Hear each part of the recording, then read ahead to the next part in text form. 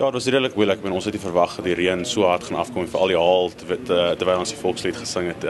Maar dis die tipe omstandighede en tipe kondisies wat mense as 'n speler moet verwag, as 'n span moet verwag. Ek dink ons het heeltemal so goed gespeel soos wat ons wou nie, soos wat ons kon nie. Daar lê 'n bietjie werk daarso, maar 'n goeie resultaat vir ons op die einde en ek dink ons gaan vat enig minuut sodat dit kom. So I expected a more scrappy game and especially more restart scrums. So I thought we improved a hell of a lot there, and still a lot to improve. But in these games, you have to take it positive, and I always look at the positive. We're the only team that scored try, believe it or not. So we can build from that.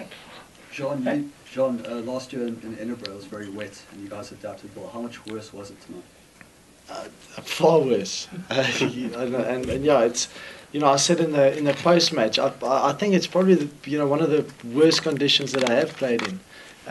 Just the fact that it was so wet and so difficult to handle the ball.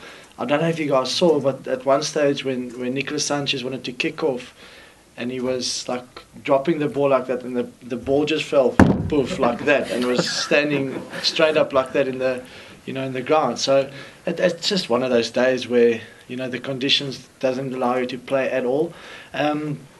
And I want to echo what the coach said. I thought those youngsters that were the decision makers and the leaders out there tonight.